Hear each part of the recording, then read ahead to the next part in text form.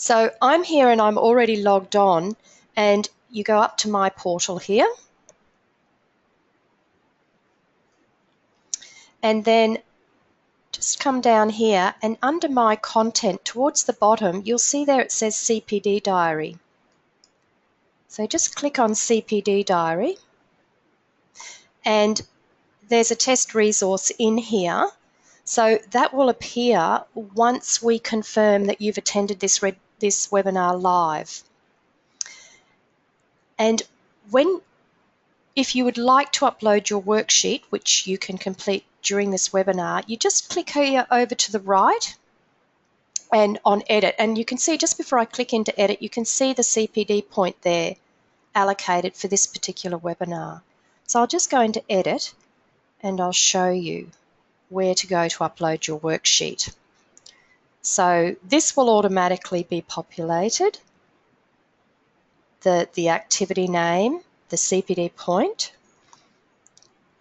and you just go down here to supporting documentation and you click on choose file, and that will take you to your own folders in your computer system, and you choose the worksheet and upload it. And then once you do that, you save, all right? And so then all of your CPD resources associated with this particular webinar event will be in the one place. So I think that's a really nice feature for you. So while I'm here, very, very quickly, I'll just show you where to find our professional development. Some of you might have spent a bit of time on here. Others may not have had that time yet. So most of our professional development resources are here under Professional Development or under the Resource Centre. So if you click on that drop down arrow at the Professional Development tab, you'll see now all of our resources are categorised into interest groups. And if you just want to bring them all up, you can just click down here on all resources. But let's just have a quick look at additional needs.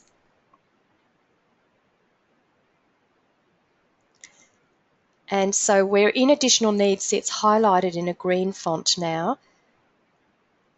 And if you're on related resources, which we are at the moment, all of our webinars and any of our PDF documents, any of our resources will show under here anything that's related to additional needs or that we've tagged as a resource that has content about additional needs.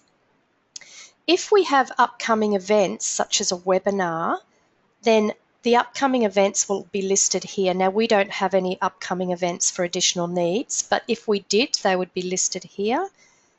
And any of our blogs that are associated with this particular interest group will come up here as well.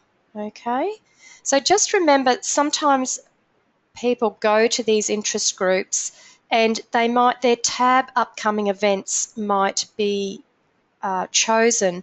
And so they look and they think, well, where are the resources? So you just need to remember to go to related resources when you're searching for the resources, okay? And they'll all come up, and there's a number of pages of resources that have additional needs content, as you can see. Now, the other place you will find professional development resources is under the Resource Centre. So there's a little bit of a mix of pages in here. So you'll see we've brought over the information about the education support quals, our education terminology. There's some information for the RTOs and school performance and development. This is our newsletter archive, the TA Talk newsletter. You'll find our newsletters there. And the old TA toolbox has come across as well, and some workplace information. But if we just go here to the Paraprofessional Educator role, it works much the same way as the professional development resources because it is an interest group itself. So you can see once again under related resources, all of our resources appear that are related to the Paraprofessional Educator role. If we look at upcoming events, you will see all of our ETAPS webinar events are listed here, and you can register by clicking on any of the titles of our events. Once again, any of our blogs that are relevant will come up here. And we haven't actually built out the question and answers page yet, but when we do that, there will be some content there as well. So that's just a little look at some of our website, but it's enough probably to get you started.